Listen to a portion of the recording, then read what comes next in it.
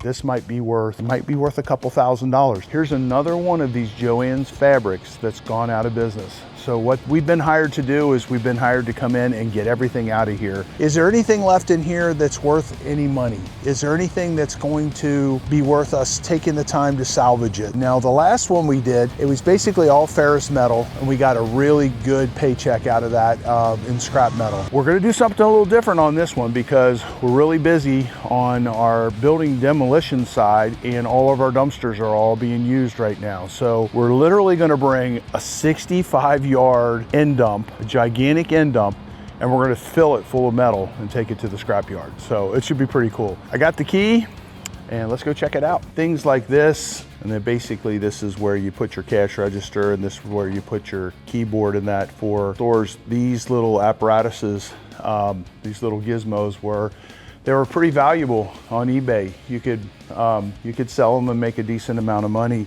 At this point, there's so many of them available that they're just not worth much money. So these little stands here, if you were opening up a business and you needed a checkout area, this would be very valuable to you. So this might be $300 or $400 used. Honestly, we're just gonna throw them away. Okay, so man, look at this. That there, somebody wanted the shelves, but they didn't want the shelves. Or they took it down and never came back and bought it. I wonder what when they sold these, I wonder what they sold them for, how much. So they did have a sale here, and they got rid of a lot of stuff, and they left kind of a mess here. So you can see how these things are built. So you got a metal frame all the way around, and then you have the boards in between. So the guys are gonna cut these free, and they'll take the metal and they'll take the wood to the C&D yard. So when you do stuff like this, you get all kinds of stuff like this. These are lithium batteries, so those will have to be disposed of properly. For those of you that are nostalgic, we could sell you this Joann cart and mail it to you. Just give us your address. No, just kidding. So these cases here would have been even more expensive because they have to be, they got the locks on them. These pieces that they built, all that will have to be demoed and thrown into a scrap or into a dump trailer. So this stuff will all have to be beat apart so that it lays flat in the dump trailers. So this is all plastic. So this will all go into our C&D trailers. The plastic, the wood and stuff like that, that's considered construction debris. I mean, there's a lot of stuff in here. I mean, my God, look at this. This is a super cool table, and we've sold conference tables like crazy, but without a centerpiece in this, I would never be able to sell it, so that'll end up getting demoed as well. What do you think about these lights here? Those are pretty cool. I mean, there's just hundreds of thousands of dollars worth of stuff in here. So these racks are pretty cool too. So these racks are to hold fabric, and you see the little dowels. So this might be fun to hold on to. So every one of these had a bunch of these, and they have sold. So there are still some available. Now notice that these are bolted to the floor, so we'll have to unbolt them. They may or may not want us to cut them off so they don't become a tripping hazard once we get them cut off.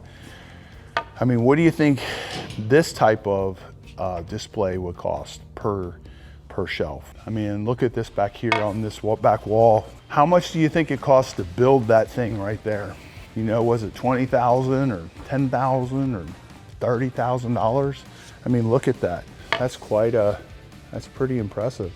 And it's very, very big. And it's so sad. It's a shame this stuff can't be reused. This is 30, 40,000 square feet.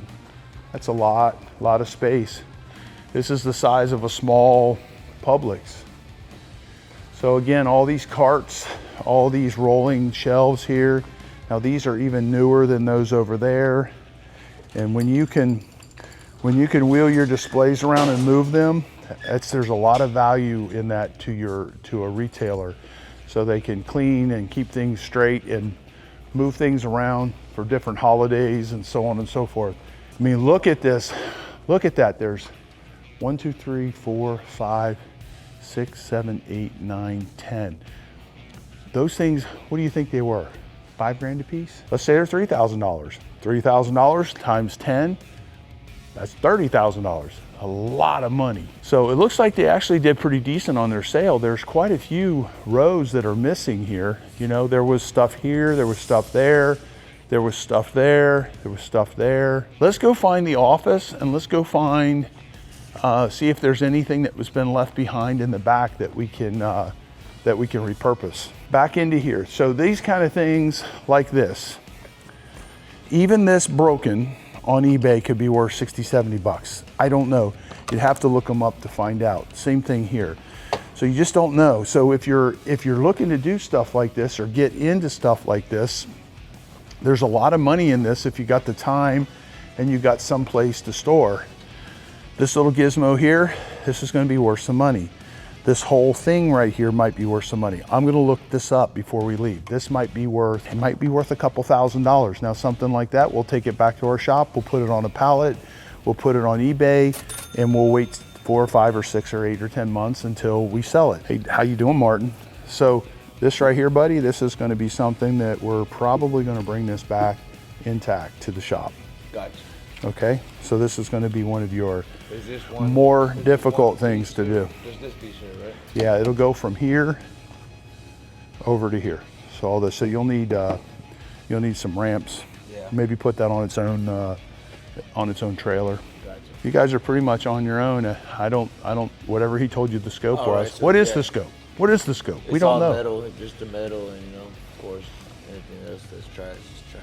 So all is he? The metal. He said, I think there's a dump. Is that in the back? I don't know if we dump in the dump.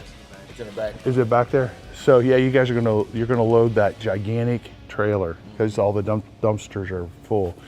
So did he say every shelf in here is going? Yeah, everything. Everything. What about bulkheads? Are they gonna have you? Like that. Nothing like that. No demo like that. So just no demo. all the. He said no demo, just all the miscellaneous. All the shelves. Okay. All the shelves, yeah. So you'll take you'll take the wood out, like the pegboard parts out, put the metal in. Gotcha. All right. So, what do you think? Is this a big job? It is. You like him like this? He's smiling. He's smiling. Is he hard to work with? No. Come on. Hey, Martin, go in the other room. I want to ask him if you're hard to work with. So look at these things here. These have got to be wildly expensive too. What a nice setup. Man, if you had a shop and you needed this, I mean, what would you pay for that? Would you pay $1,000 for that? So anyway, that's a nice find. We may get something that might be worth $2,000 or $3,000. I don't know. So that's one section, but this has got the head and it's got the measuring gizmo. It's got everything you need to actual measuring fabric. So, you know, I've noticed something on eBay. I'm following some guy. He's a flea market flipper. He goes all over the country and picks stuff up that people are selling for nothing, and then he puts it on eBay and sells it. And he's making a killing. I mean, he's making all kinds of money off of it. And you know, geez, what a great retirement thing. He drives around in a trailer. He's got like an RV. He has a trailer. He picks this stuff up, takes it back to his house, and puts it up for sale. And then he freight packages it to send it. And if you do that with eBay, it's complicated, but it's not wildly complicated. So I see another thing here. This may be worth some money here. So this is a gigantic vacuum seal. So we're gonna plug this in, turn this thing on and see if it works. If it works, guess what we're gonna do? Same thing, we're gonna sell this. So check this out. This is a big vacuum seal. I guess you vacuum seal pictures and stuff like that to send them. Okay, the 4468H vacuum dry mount press is a piece of equipment used for mounting, laminating, and texturing prints, photos, and artwork. Okay, price, $19.95. So that's for a brand new one. So they're about $2 grand brand new. So probably worth about half of that. There's one on here, a smaller one. No, it's the same one for $9.99 on eBay. So let's just say we could sell that for say $7.50. Well, that makes sense. We're gonna wanna take that. The chances of it working with the fact that it was in a working store is pretty decent. I'll have the guys make sure we power it on before we, there you go. So it powers on, it works. So as to whether it works or not, well, that's a whole different story. But if it powers on, that's 90% of it. The rest of it is, I'm gonna come back here and play with it in a little bit, make sure it works. So something like this little rubber mat right here, when you buy something like that, you could spend $100 or $200 for it. It's worth something to us at our store, so we'll have them take that. This right here is a place to hang things while you're working on them. These are all big pieces. These are set up so you can put large pieces of acrylic or glass or pictures or whatever it is. This is basically a big work area for them. Do not demo. That means don't demo this back in here. No demo. So there might be goodies in here. Okay, so they're leaving. What they want to do here is they want to leave the lockers. They want to leave this stuff in here. So we're saying no demo in here. We'll put this back up.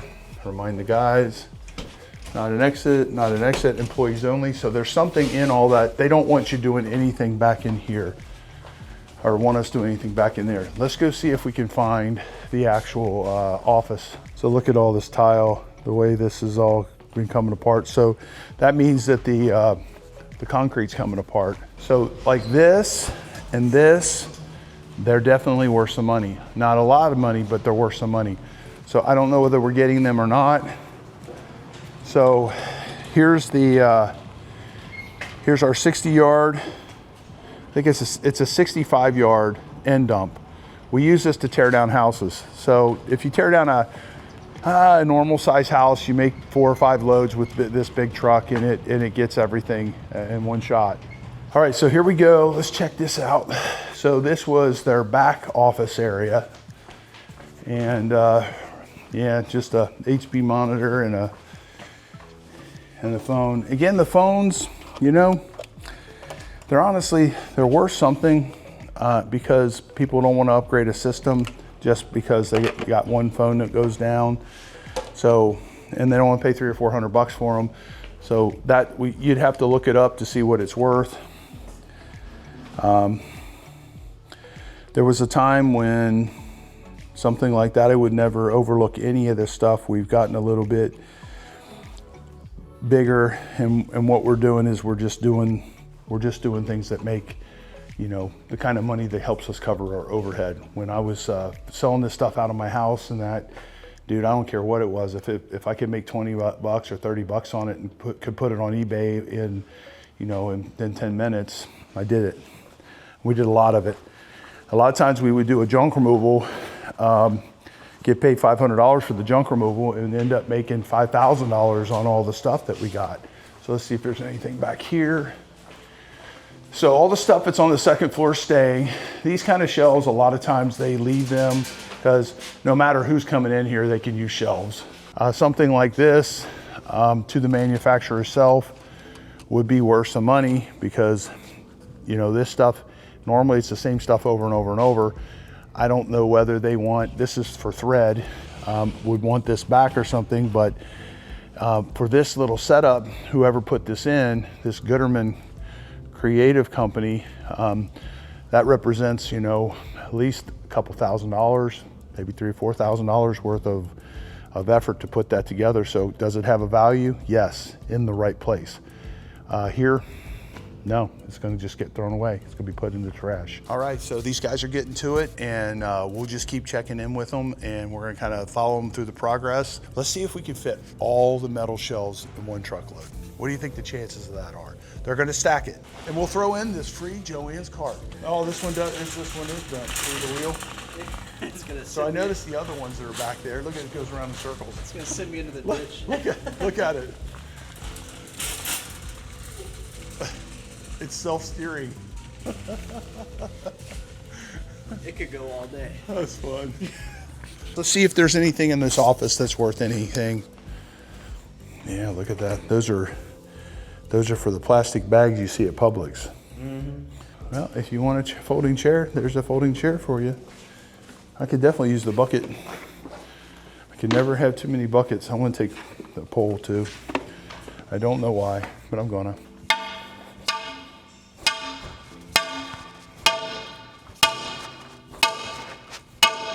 I think we're gonna get some goodies out of this one. I think so. I do. They're maybe $4,000 or $5,000 worth of stuff. Taylor's checking with these guys to make sure that that's okay. So this building, what they've done here already is they had a sale and they sold off everything that they possibly could sell off. And this is all the stuff that's left over. And unfortunately, what happens is there's so many of these box stores going out of business. If you're starting out a new business and you're doing a little store somewhere and you need shelves and you need to buy them, there's so many of them available that it drives the prices down. Well, you drive the prices down to a certain point and it doesn't make sense for a reseller to come here, pack them up, put them onto a truck, take them somewhere, store them, put them on Craigslist, eBay, whatever, to resell them. It just doesn't make any sense anymore. So what's happening is it's the law of supply and demand. There's so much supply, the demand is not there, and it makes this stuff worthless. So we're talking about hundreds of thousands of dollars worth of racks and displays and checkouts and everything else. It's all just garbage at this point. Just think about it. What would just this cost if you had to buy one of these for your store? Would it be $20 or would it be $30? And look at how many of them there are. There's 1, 2, 3, there's 20 of them right here. So this by itself, you know, you add this up in this whole store, all these different shelves and stuff, how much money is that? It's a mind-blowing amount of money. I mean, if you turn around here and you look at these are these little gizmos that you put flowers and stuff like that in to sell, things that are long, and each one of these was probably $4 or $5, you know, and you got 100 of them here. So what's that worth? You know, these little gizmos here, when you buy them in bulk, might be $100 for 5 of them or 10 of them. And there's hundreds and hundreds and hundreds of them in here. If you see them, look across here. So we're getting comments about these pegboards, and I agree with what everybody's saying about them. I agree 100%. Unfortunately, I don't have the space for them. So they're saying, well, bring in Habitat for Humanity, bring in Restore, bring in all them. And what happens is we've been dealing with these guys forever. We're in a luxury market, and they get so much really good stuff that they will set up an appointment with you. It'll be 2 weeks out or a month out. During season, it's a month out. They'll come in and they'll tell you what they will take. Okay, they're not gonna take everything. Now, in the old days, what happened with like Goodwill and stuff like that, they would take everything. The deal was, I'll give you this really cool stuff that you guys can make some money on, but you gotta take all of it. Well, that's all changed, at least here. I don't know about the rest of the United States, but here they come in and tell you what they will take. When you get on the phone with them, you say, I've got a couch that I don't need anymore. They're gonna ask you 20 questions about that couch, because they're not gonna take the couch if it's got even a little tiny tear in it. They're not gonna take it. They're just not gonna take it. So part of the reason is a lot of people have dumped off their trash onto these companies, and it's expensive to get rid of it. And the other part of it is they've gotten spoiled because they can get nothing but perfectly good stuff that they can make lots of money on and not have to put in the extra effort of doing a trade-off on getting rid of your junk, your garbage.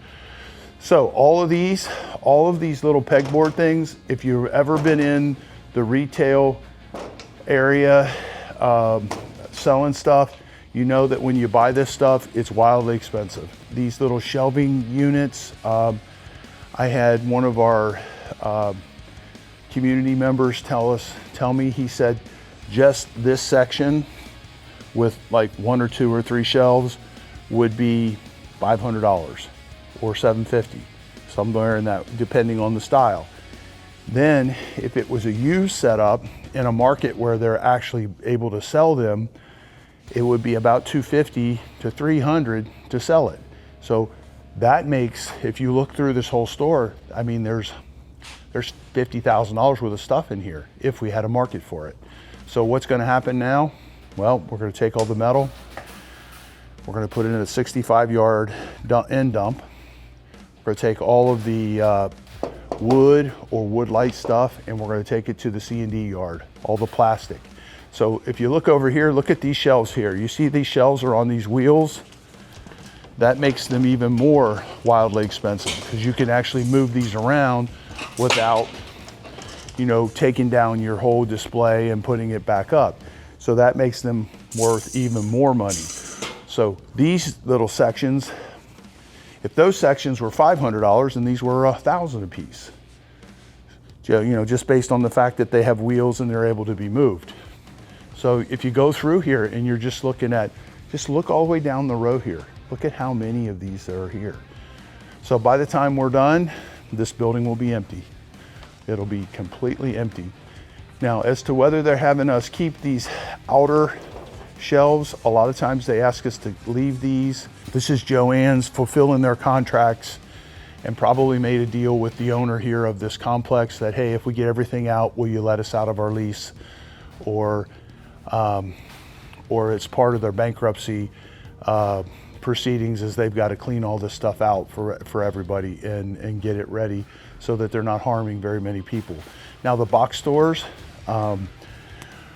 one after the other, they're being closed down. You know, places like Amazon, places or companies like Amazon, you know, Walmart, eBay. I mean, even just think about even just eBay.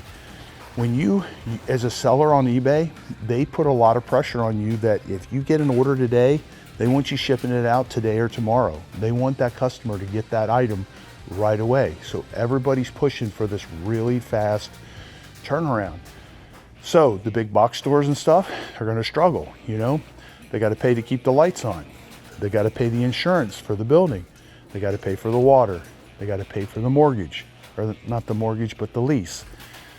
Then you got to pay for your employees and so on and so forth. So it's just, they're just gigantic numbers. So stuff like this, it's going away, and it's not going to change. A lot of the malls and stuff like that, I see them across the country.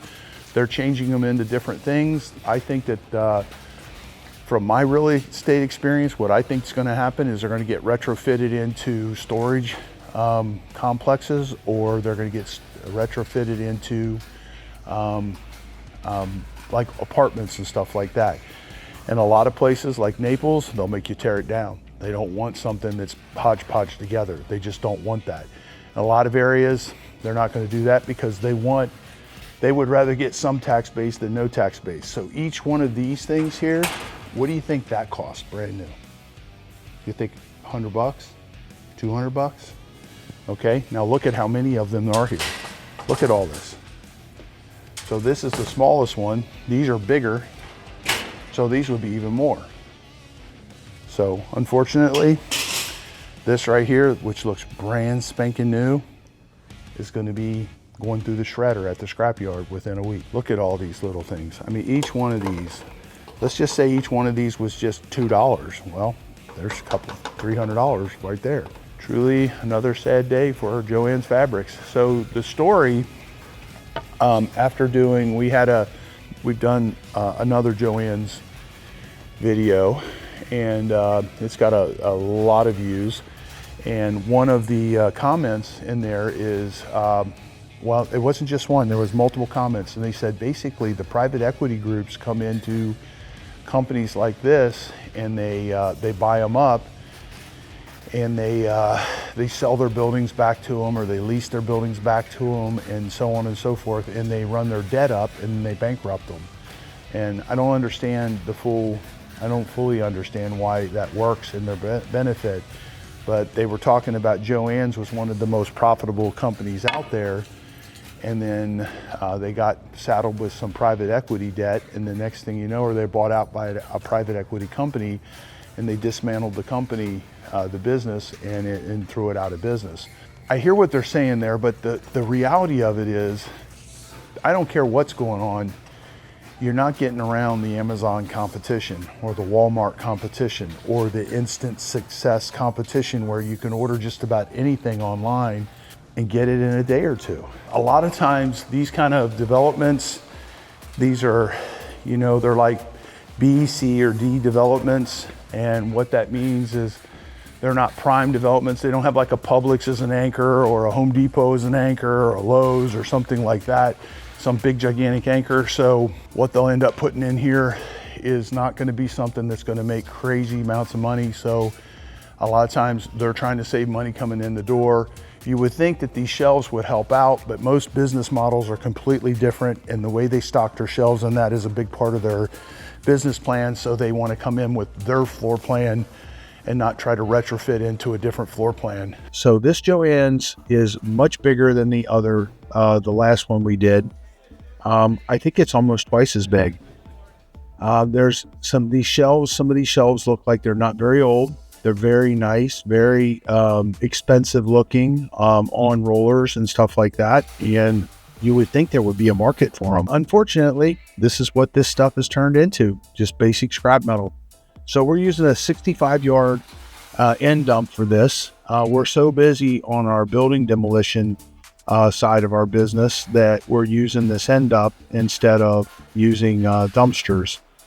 Now this end dump is 65 yards. Our biggest dumpsters are 40 yards. Most of the dumpsters that we use on a daily basis are 30 yarders. Unless we're running concrete, we use 20 yarders for that. So this is one of those jobs where you think, oh boy, you guys are killing it. Well, we're really not. If you're a junk removal company, you're killing it. This is a killer job to get. Because you're making money coming, you're making money going. I don't know that a lot of junk removal companies would want to do a job of this size. We're set up for it. We use this stuff more or less as fill-in work. We're keeping our guys busy so that when we have our the jobs that pay the best, which is typically the selective demolition, and that's taking apart condos in these high-end buildings and stuff, where you have to be licensed and you got to have a certain skill level and trust level and track record to do, because they won't just let anybody do these jobs because they create a mess and make a lot of people very upset. So if you don't have the reputation that we have, it's a little bit harder to do. And they'll trust you once in a building. If they see that you're not taking care of things properly, they won't let you back in. So at any rate, this kind of a business here, this job is the kind of job that we do. Really this time of the year, we're a little bit slower. We don't have as much work as we normally do. Last year, this time we had a hurricane. The year before that, we had a hurricane. So we ended up getting technically kind of like 2 seasons. So our season starts May 1st, kind of really starts April 15th. And when that happens, we go from about 60 to 70 employees, and we'll go all the way up to as much as 130 employees. What we do is we do about 2,000 demos a year, interior demolitions and junk removals and building teardowns all put together. And we run quite a few crews. So you look at that 65-yard dumpster or dump truck end dump, and you think, oh my God, that's a lot of money.